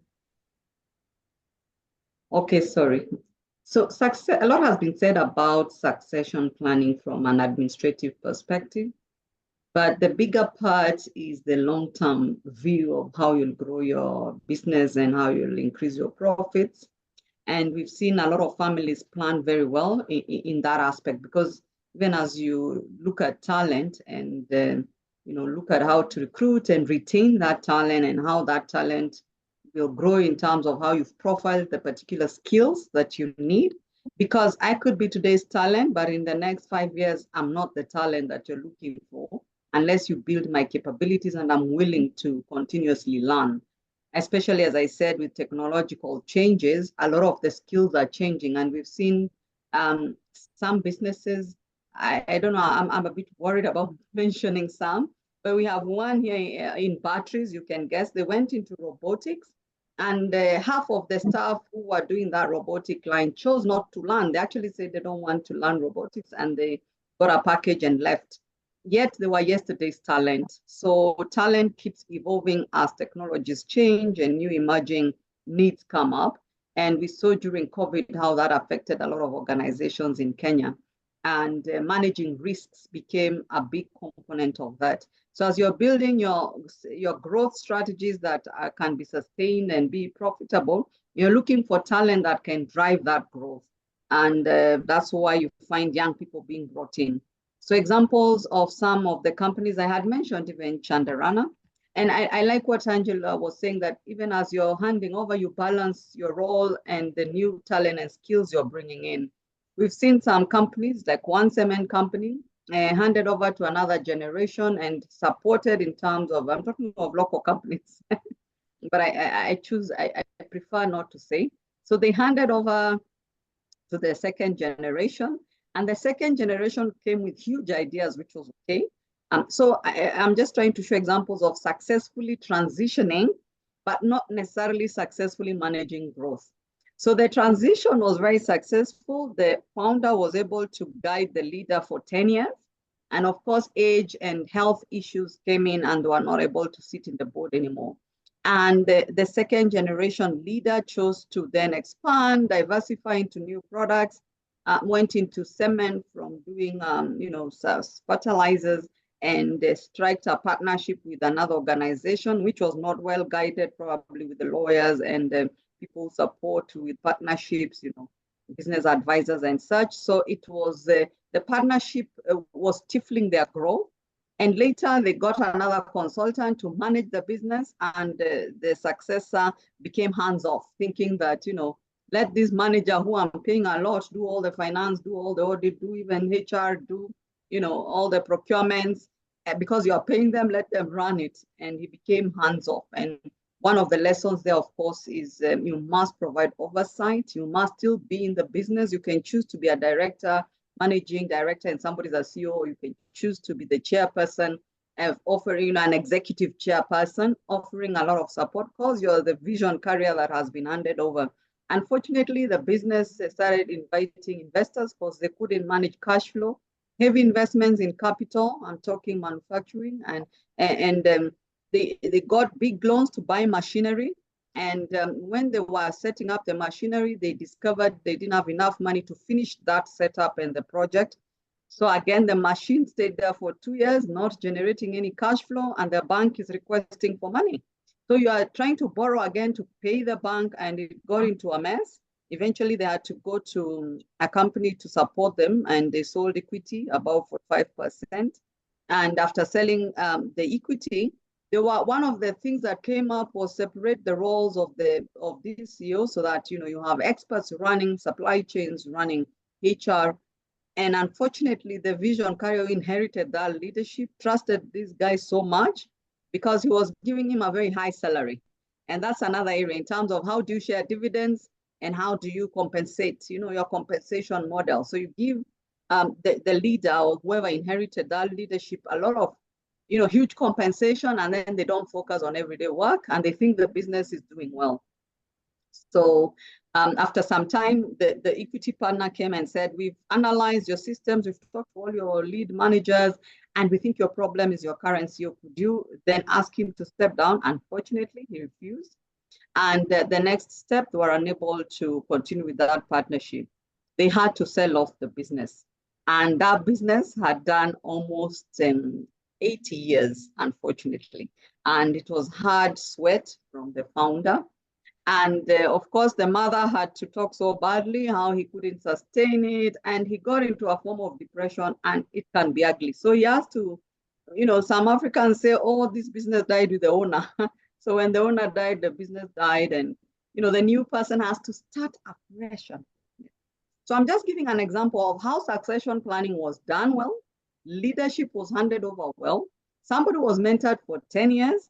But then again, governance structures of how you separate roles and expertise and allow everybody or every expert to run their role with the expertise. If you are unable to, again, listen to your employees and communicate and give them an opportunity into decision-making, then again, your chances are going to fail. And that's part of what I was saying, sustaining growth and profitability. So the Chanda runners have done it well. They are lucky. They still have most of the generations alive to support the leadership, and they help with managing conflict. They help in building family ties. They also help in mentoring even young people and embedding them into the system, and not just family. They have social work where they invite young talent to come in. So they've really integrated into the society, into academia, into professional bodies where they are allowing young talent to come into the business and inject new ideas, of course, with the wisdom of managing how you develop future generations and also tap into talent. So you have 5 to 10 years of seeing people, how they are growing, their loyalty, their commitment, how their values embedded into the family values, and you begin to even give them shares. So you'll find some people getting shares within the family. Of course, not 20%, especially second and third generation, because the founder has grandchildren and grandchildren have grandchildren. So you find the shares now are growing. And one of the things around success is also, how you promote, as I said, compensation models. A lot of family businesses don't pay their employees who are family. They said, after all, we are paying your salary. We are paying your school fees. We are paying your house. We are paying your fuel. It's all coming from the business. So you find you don't have cash flow. And that introduces business integrity challenges. So somebody wants to do shortcuts with suppliers, get a few cash. Before you know it, they're doing they're not following process to procure things. So people can easily just squander money there and give friends, eat from the business, and you find then again the business starts going down. They divert cash and take elsewhere. We've also seen some companies like Davies and Sharpley that have really professionalized themselves, and I invite you to just read on some of them. Some of the succession, as Angela said, is not necessarily family. One of the companies I won't mention, and they have happened, at least 3 of them, one in pharmaceutical, another one in home care. The owners struggled to get their children to come and take over the business. They had, of course, many people prefer to take their children abroad for studies, and they go and find greener pastures, and they think your business is old-fashioned, and they really are not interested. So another form of succession that I've seen doing well is getting either one of your suppliers or one of your business partners that you've worked with well and they care about your business. You invite them to take ownership, to acquire the business, and it has happened, and you give them a very good acquisition strategy. And if you get such an arrangement, you'll be very lucky because somebody is giving you a going concern. We all learned about a going concern business with employees, with suppliers, everything in place, the business is running. and they ask you to pay from your proceeds of your sales. So such an easy way of acquiring business. I know at least 3 companies that have grown that way. And then you keep sharing a few dividends where there's royalties or licenses to pay off for a certain period, and you're able to enjoy, inheriting a business. It's kind of inheritance, but you bought it in very concessionary ways. So there are many ways if we can just open our eyes and look and see what are the best practices and opportunities that are in the market to own a going concern. Sometimes it's not told to everybody, it's not advertised, but just pay attention to your business networks, your partners. You could also go into a joint venture or, form a merger. And we've seen many companies forming mergers here. And some mergers grow, some merge and break out again, and people go back because of not managing growth and how they manage profitability. I wish to raise one risk. One of the e-commerce platforms, it was in the media. They started e-commerce platform, they did so well, but they started mixing different business ideas. And unfortunately, they got fortunately, they got a private equity partner. And they came up with such big growth strategies. And this is where now Happy said they have to be manageable milestones. So they came up with big ambitions which were not manageable. So the way you're aggressive and trying to get a partner and you overpromise things you can't deliver, you've not looked at the market conditions. Unfortunately, they were not able to meet those conditions and the owner was kicked out. So you can also be succeeded by force. You can be kicked out. So you also need to know how you plan. You are kicked out because part of the conditions in the contract was that if you don't meet this, we'll have to buy you off and get you out because you don't have the skills or you don't have the capacity to sustain the growth based on the capital injected or the expertise injected. So we need also to embed experts in how we plan some types of succession. So other than that one of ejection, I've seen another type of succession working, especially for the ladies. One of the companies you can check, probably London Distillers, just to mention, I won't give details, but you have one hire by virtue of sometimes culture where you want the man to be the managing director and the ladies are supporting from certain expertise, depending on your family culture. And the ladies were saying, we don't want to sell alcohol. We are not really very keen. Could you allow us to form a subsidiary of soft beverages? And they came up with soft beverages, Safari and others. And they are really enjoying having that space. Of course, enjoying the goodwill and the foundation of the larger company that has many years of experience in the market, enjoying their channels of distribution. And they launched and they're able to run and still feel committed to the larger family business, but with their side hustle of the subsidiary, and a percentage goes to the business. And finally, just looking at ownership and how you do your investments, separating individual investments from proceeds of the business, either through dividends, family investments. You say this hotel belongs to the family, this home belongs to the family, and business investments. So, this building belongs to the business. So that separation helps them to see how people treat assets. And then, unfortunately in Africa, we divide every asset. Even that 1/8 of our land has to be divided. We don't look at consolidating and just growing our estates.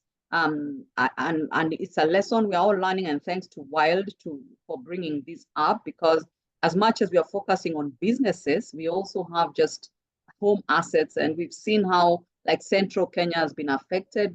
We are victims of land moving from 100 acres 10 years ago to 50 acres to 10 acres, and now people are on 8. It's very sad. So we are not even able to make commercial sense out of it unless you sell it for real estate. So people can't farm, people can't do large scale kind of investments. And so that's food for thought for all of us to consolidate how we want our families to grow, how we want the next generation to get a bigger pie in terms of sharing and consolidating assets for bigger growth, unlike subdividing to the last penny until nobody has anything to think about and you have to start afresh with a new generation and the cycle goes on. Thank you. Thank you so much, Joyce. I think one of the things, even as you are giving us tales of these big companies, that have sort of dominated the market. One thing that we can see or can draw some similarities, even with SMEs, is that a hands-off approach won't work. Be it big, be it small, just letting go of the steering wheel and saying, let's see what happens, that won't work, right? So I think as we're shifting gears a little bit and looking at it from the practical perspective of what succession planning is, I'm happy. Maybe you can tell us a little bit more about what are the tax implications associated with succession planning. Nowadays, if you're a Kenyan, you cannot go longer than 5 or 10 minutes before you hear how the taxes, Zakayo and whatnot, What, what are these things that people can look out for even as they're looking to pass on these businesses to other generations? Yes, I agree. We live in very interesting times with regards to tax issues, and you have no, as it is, there seems to be no guarantees. But let's circle back a few, maybe 2 years or so back. If you, for instance, if you set up a trust, then you protect your business from paying corporate income tax. Then there's very minimal stamp duty when you transfer property into a trust setup. Looking, and I agree with what Joyce has said, we need to change our practice of always subdividing everything and instead consolidating, and get maybe a professional. If no one in the family or in the business is capable of managing that business, then get a professional to run it for you, but do not subdivide. And then the investment income or the dividends out of that business can be shared proportionately to all the beneficiaries, or can then be utilized to manage the obligations of the business. So there's minimal stamp duty when you look at assets which are in a trust. There's no capital gains when you're distributing property from a trust. So those are some of the tax advantages that you would enjoy. And maybe to go beyond tax, if tax benefits, assets which are in the trust are actually ring fenced such that even if you maybe you have liabilities, maybe courts, one, you can't be adjudged bankrupt, and number two, that those assets can never be attached, even when, let's say, you have a judgment against you and you need to pay. If that property is in the trust setup, then it cannot be attached. They can only attach personal property. So it is a high time as Kenyans we embrace the instruments that are available to us legally without the shortcuts mechanisms that we look for. There are better ways of doing it and still gaining the same that we are trying to gain through those shortcuts that really don't work. I think for now, that is what I can think of top of my head. Thank you. Thank you, Happy. I think some of the things that you're mentioning, maybe we're not aware of, things like trusts and whatnot. I doubt a lot of the SMEs here have heard of that, but you are saying that these are instruments that are actually available to us and easily accessible that we can use to further our businesses. So as we are speaking as well, in terms of, when you're looking at the business, you do have various stakeholders that are involved in the business. You do have employees, you have various shareholders. Joyce had also mentioned the aspect of even having, investors coming in, some private equity firms. So Joyce, maybe if you could just tell us briefly, what are some of the best practices for communicating succession plans, even as you're trying to onboard or have buy-in with all your stakeholders? I think a lot of it has been said.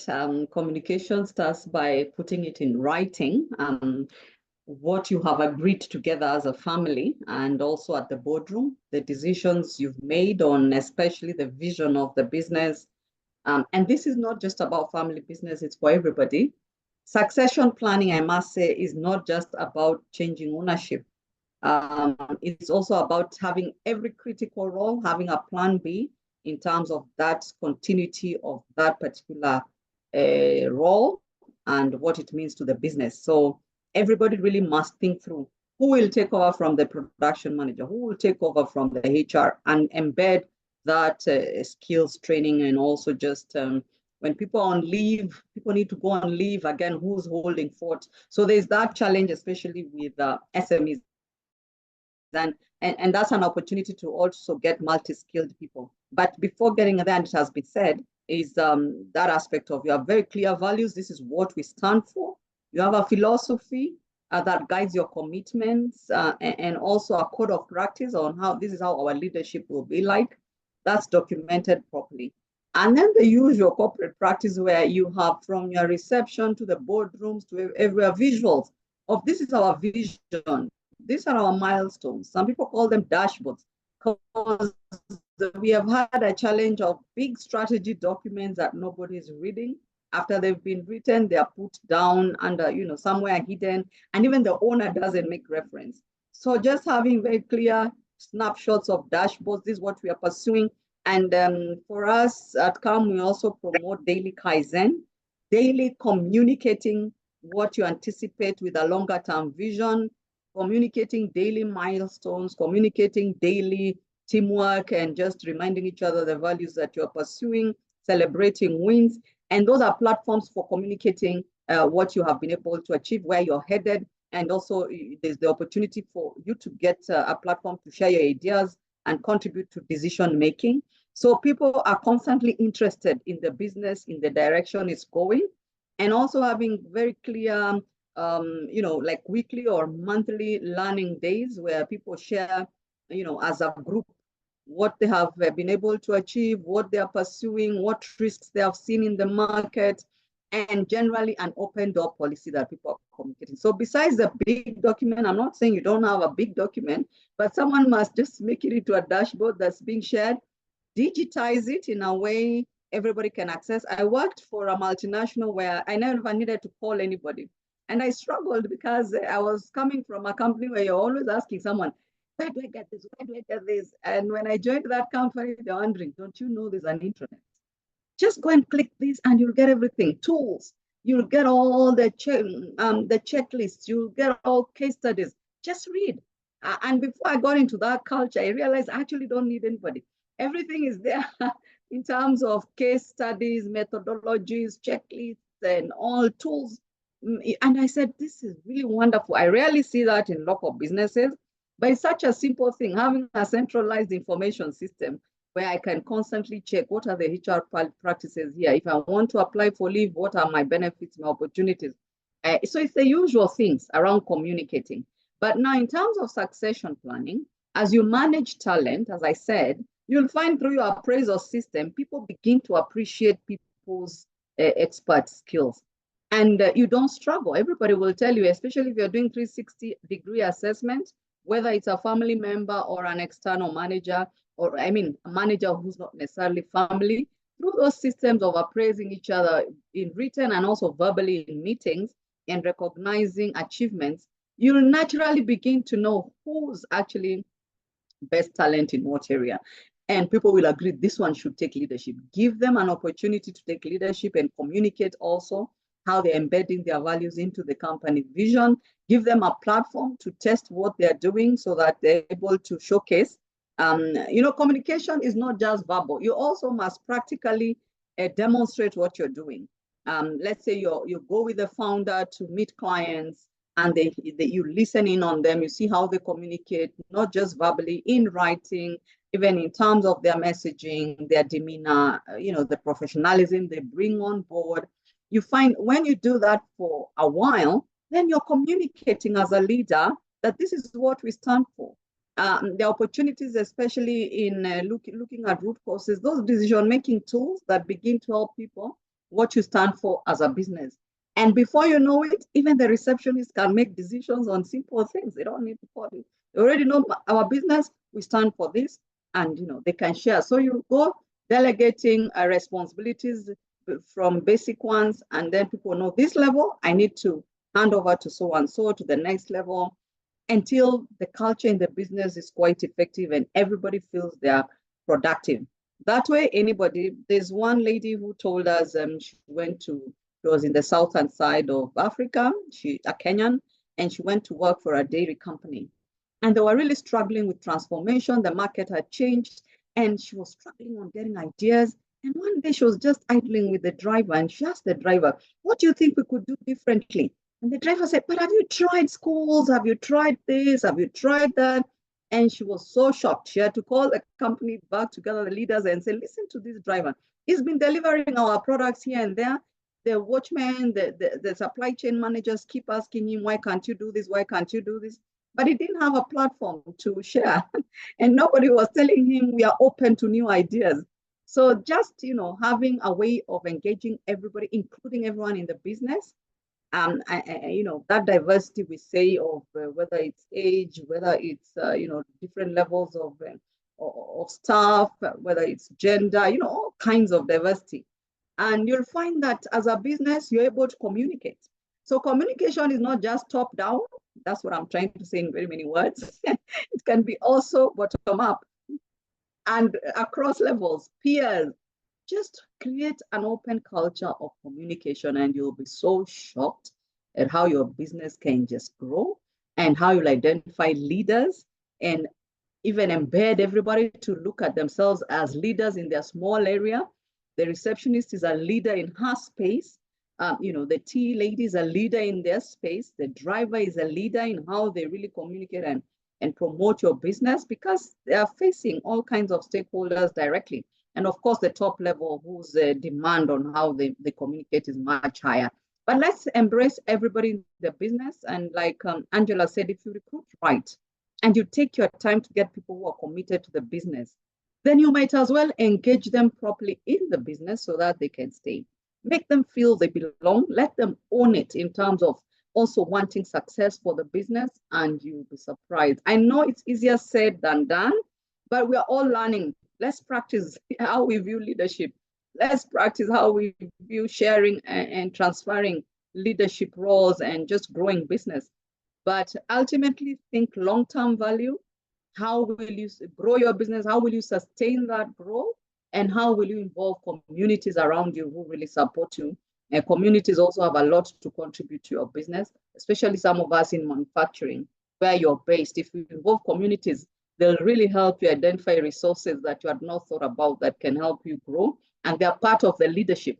We also have some companies striking arrangements with community organizations, community-based organizations that are also leading your business from the community side. So leadership is not just inside, it could also be with other stakeholders around you, and making sure everybody appreciates what you're bringing to the table in terms of economic value to where your business is operating, the kind of jobs you're creating, the number of families you're supporting, so that it's not just about you and your family. It's about a bigger picture, the community you serve, the economy at large and what you're injecting into the economy, the role you're playing in the global space. When you see that seriousness of, what you're playing, then it's in your interest that you don't go under. It's in your interest that you keep growing how you're supporting communities and the world around you. Thank you. Thank you, Joyce. I think what I was getting from that is we need to devolve power within even our businesses, our ability to make decisions, and even devolve our ability to access knowledge. Even as a country, we are still learning how to devolve. It's an ongoing process, right? And perhaps, maybe Angela, you can tell us a little bit more as we are learning to devolve this power to the driver, to the secretary, to, that junior employee, not just to the senior people. What are the different types of succession plans available for SMEs? When an SME sits down this evening, what plans can they look at and say, these are the things that are, or these are the options that are available to me if I'm looking to create a good succession plan? Quickly as we check on time. Angela?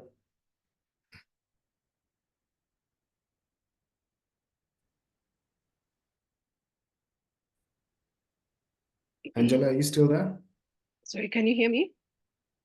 Yes, you seem to have frozen for a bit. Yes, I am. My internet. Okay, you're back.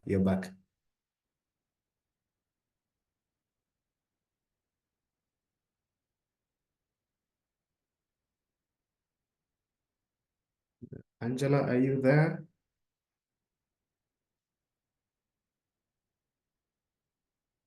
So I think Angela is having some difficulties with her internet.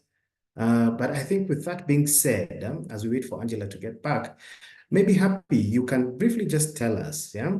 We've had a lot of talk of, the need to bring in, external advisors and external consultants to have an introspective view of how your business is operating, creating concrete plans, not going to that person who's saying, I can do it, cheaper, what are the benefits essentially of involving, external advisors or consultants in your succession planning process?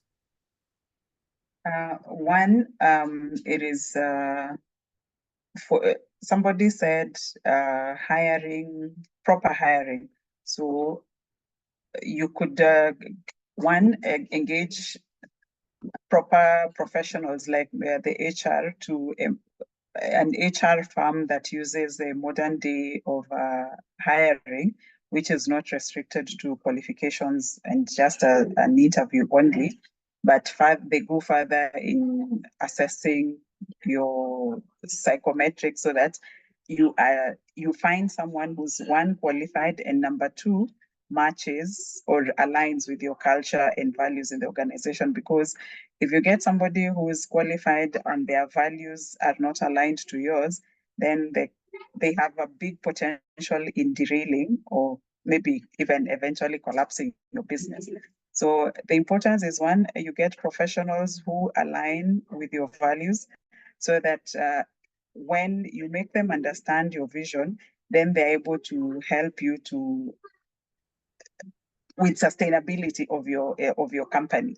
Number two, for you to assess the value of the professionals that you bring on board, regular audits are very important, because from every audit exercise that you conduct, it gives you a good view of what has happened, and you can measure against where you want to go and see what needs to be done, what you can amplify, what you need to reduce, how just to manage the situation so that you are actually on track. Because there's a saying that says a life which is not examined is not worth living. So for you to know, and that is also, it gives you the motivation to stay the course on the journey that you've started, because yes, running a business is not a walk in the park. So an audit is a way of checking the annual medical checkups.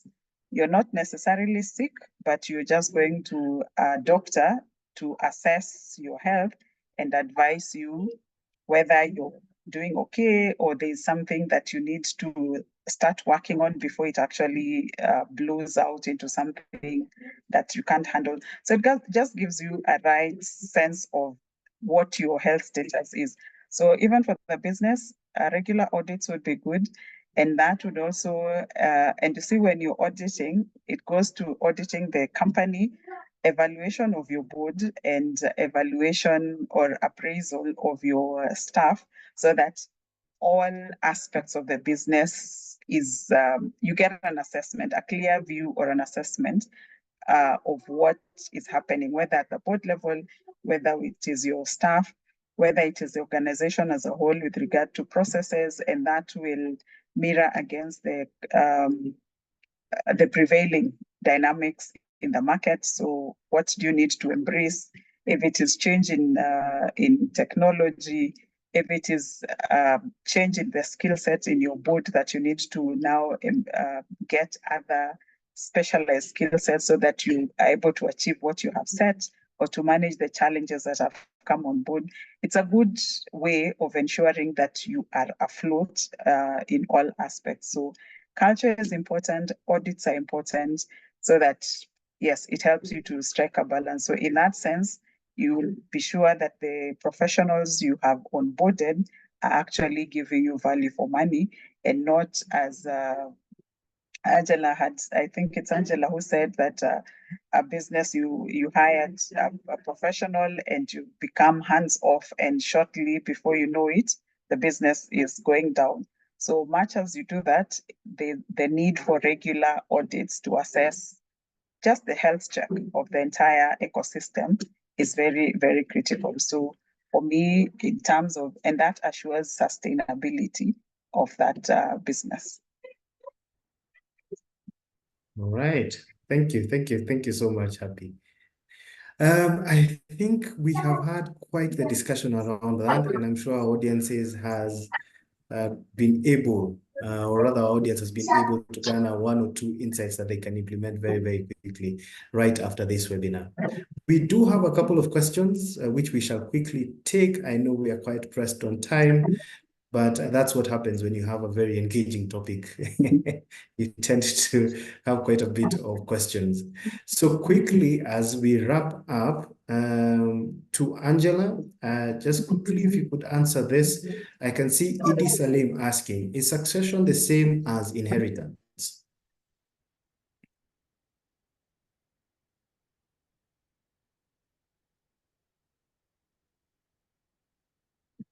Angela, is Angela still there?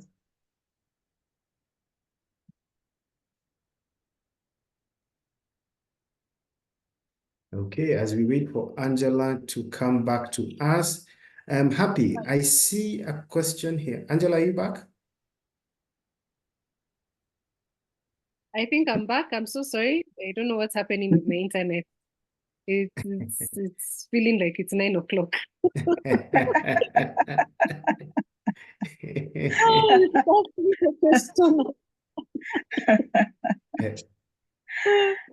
Go ahead, Robert, ask me the question again. So we did have a question from from a member of the audience asking, is succession the same as inheritance?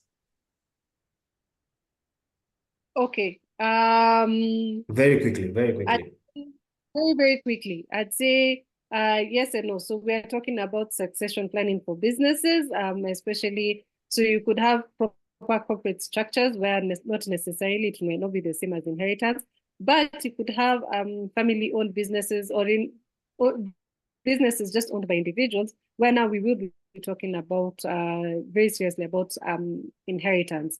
And so inheritance is basically the passing of property and assets from one generation to the next after the demise of somebody. Succession planning can also occur when somebody is still alive. They do not have to have passed away for that succession planning to happen. However, I will say that especially because I think some of our audience members are SMEs, I will say that if you're running a business on your own, or if you're running a business for the benefit of your family, then that becomes part of the assets that you're passing on. So that business, then we look at it, it would be one of the things, those shares would be one of the things we'll be looking to discuss when it comes to your inheritance, to what your beneficiaries get. So it's still very important to know what type of structure you have registered. I forgot to say this at the beginning, and Robert, you'll forgive me, so that I can say it quickly, is that you need to be clear about how you register your business, because it makes a difference on how succession or inheritance will happen upon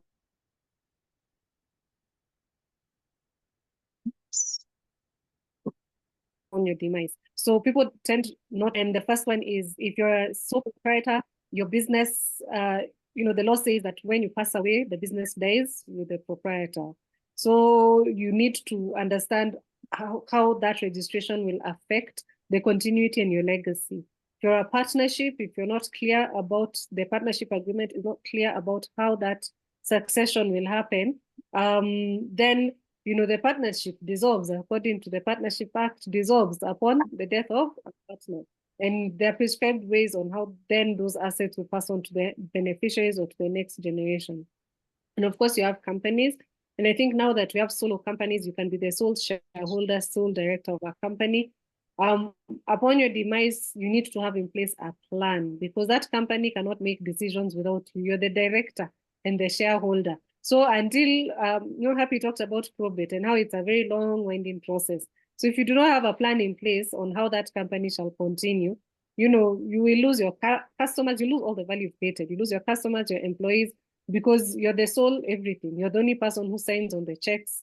You're the only person who can pay employees. You're the only person who can execute. It's very important for you to have a plan in place, because if anything is to happen to you and this is what your family is living off of, you will then find that it's very difficult for them to continue. And I cannot tell you the number of cases and almost devastation that people go through when they realize that their businesses, that my husband was running a successful business, or my wife was running a successful business. She's unfortunately passed away, but we are not able to continue with that business because there was no plan in place. So even as those two issues are different, succession and inheritance, they still in together, and it's still important for you to think about it, even at this stage, at whatever stage your business is in. Thank you, Angela. And as we finish, Happy, perhaps you can take this last question from Georgina Kilonzo. What are the costs of setting up a family trust? That's an interesting one, but all I would say, it's not expensive. Looking at what that arrangement is saving you from, I don't know whether I should say the cost that we charge at CPF because we have such a product, but I think you'd rather reach out on the social handles that have been provided. Then we can take it, because it's not a fixed cost. It's dependent on many things. What is your vision? What do you intend? What is the purpose of that trust? So depending on the purpose, the beneficiaries, your intention, those are the dynamics or the variables that are considered before you can actually be given a cost. It's not a one size fits all. But in terms of the protection that it gives you, it's way much. You can't compare the value on the money that you're given. So, and I would reiterate again, as Kenyans, let us learn to pay professionals, because it saves us a lot. The other day we saw houses being demolished in Athi River. I'm sure if the transactions were done differently, then you wouldn't suffer that kind of loss. So let us just learn to pay. That's why we go to school. So get value for money and ensure that you actually have a legacy, that the value you've created, you're not going to waste it on now trying to get court orders to reverse that, generational mistakes. Excellent, Happy. And I think that's a very, very good way to end our webinar today, with that statement: get value for money. Don't do shortcuts. Don't, try and find a cheap way to do it. Just pay the professionals, and they will save you a lot of heart and pain in the future. Thank you so much, Happy. Before we close the session, I want to quickly allow our panelists to just briefly give us a closing remark as we close the session, starting with Joyce. Kindly just give us your brief closing remarks, followed by Happy, and then Angela, as we close the session. So I encourage all of us to embrace long-term planning as we start our businesses. We've all talked about having strong foundations and looking at really businesses that will live beyond you, so that we are quite sustainable in the way we think around how we set up businesses, and that will help us protect the family legacy, build on family reputation, and have a platform to bond families together, creating family ties. We've seen a lot of families losing out because they feel there's nothing holding them together, nobody coming home to enjoy that family bonding and support system. But when we have family businesses, they're a perfect way of creating perfect, not really perfect, but good family bonds, opportunities to grow as a family, to care for each other, to build legacies. And we all know life starts with family. When you're looking at a community, a church, a generation, they're all driven by family structures. So let's embrace this idea of really building good family businesses and enhancing how then they help us to put together families, create meaningful work for all family members and those who are interested to participate from external external talent so that together we can build this economy. Those who've not started their businesses, we encourage you to think through how you can start a business. Those who are individuals, we encourage you to embrace your families and begin to bring them in as part of succession. And anything can happen to anybody at any given time, and you don't want your business to die after putting in so much effort financially and just your talent, your mindset, and most importantly, knowing that we are serving the society around us, we are providing solutions, and we want to enhance how we make the life more interesting for Kenyans and anybody else who can consume our products globally, or even services. I know I've been focusing heavily on products, but we know service sector is even growing faster than the manufacturing sector in Kenya. Such young, wonderful talent, especially in the technology space, finance space. So there's a lot of opportunities in Kenya to innovate and start businesses, but let's not do business for just a daily survival. Let's do business to make an impact in terms of legacy. Thank you.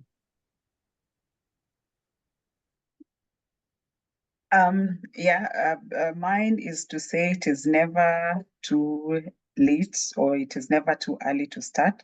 So at whatever point, you're a single person, you're an entrepreneur, you're an employee, whatever you are, it's never too late to set up an estate plan. So plan your estate, reach out to professionals to help you, because there's no dignity in poverty, and the only way that we can sustain our values is only when we are financially secure. So for as long as poverty is a factor, then it is very hard to sustain values, and that, in my opinion, is the only way that we will actually bring down corruption. It starts with you, then the multiplier effect is that at some point, I believe our nation will be saved. So let us plan, let us be intentional. There's nothing that is accidental. Everything starts and ends with a plan. So if you don't have a plan, then you're going nowhere, and you can't lead anyone if you have not led your own self, starting from your own pocket. So let's be intentional about all that we do, so that because we work too hard, we work a lot to make money, but where does it go? Where does all the money that we make, where traffic jams, all the headaches, all the night, evening classes, for what if we can't plan and be intentional that we actually secure it and pass it on in an orderly manner to the next generation? So let's start today. Thank you. Thanks, Robert, and thank you, everybody. I think it has been, I personally know I have learned a lot from Happy and from Joyce, even as we've been engaged in this webinar.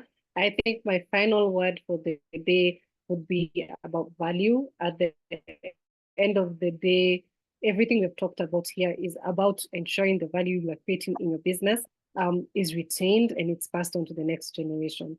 And it benefits you, your family, your beneficiaries, whoever, your employees, whoever it is you want it to benefit. The economy, I mean, I think Joyce has talked and Happy has talked about how even just planning, putting together that succession plan and making sure you're building a sustainable business also creates value for the economy and for the communities around us. So keep that in mind. I think we are all doing business for the purpose of making a profit, for the purpose of creating value, and for the purpose of making an impact. My word of the day when I started was legacy. Yeah. And so if you want to secure your legacy, I think this is where you start. You start by making clear choices, these clear, important, hard choices in how you're going to secure that legacy. And yes, and I hope to engage with all of you at a later date. I've seen the foot on the chat, our socials. Please follow, engage with us. Kioi normally does videos. Robert will forgive me if I plug myself. We normally do short, informative videos on our platforms where we talk about these issues and so many more other issues. So if you ever need a place you're looking for a quick answer, that is where to go. And thank you so much and have a good evening. Karibu sana, Angela, and no problem. Plug yourself as much as possible. I'm sure the audience has seen how capable all of you are in terms of this topic relating to succession planning. As Angela has mentioned, check the chat sections. We have the social media handles for all the partners who are with us here today. Reach out to them, have a chat with them, have a discussion with them. And more importantly, if you're looking to develop a succession plan, this is something World International can help you with. So visit our social media pages, engage with us, interact with us, and we'll be sure to ensure that you can actually secure your future and your business's future. So with that, I would like to close this session or close this webinar. First of all, just to thank our panelists. Thank you so much for all the knowledge you have imparted on us. I think as Angela has mentioned, I also learned so much from all your expertise and all your insights. We really are grateful that you could partner with us in this. To our panelists, thank you so much for giving us the engagement behind the scenes, interacting with us, putting your comments in the chat section, and more importantly, even just making time this evening to actually join us, even as we slightly overextended our allocated time slot. But we do thank you for bearing with us and staying with us throughout the entire webinar. To the backend team, big thanks to you for ensuring that everything went smoothly. We really do appreciate all the work that you have put in. To our audiences, we will be sharing the webinar recording, so don't worry about that. We will share with you an email after this with the recording. You can have a look at that. The email will also have a feedback form. Just let us know how the session was for you. Did you feel like it covered the areas that you wanted? And what other areas would you like us to see? Would you like us to cover in future webinars? And I think that way we can create a very good ecosystem of entrepreneurs. So with that, I would like to officially close the webinar. Once again, thank you to you all, to our panelists and our audience. Feel free to drop off at your own leisure. I've been your host this evening, Robert Njenga from World International. Thank you so much and have a good night.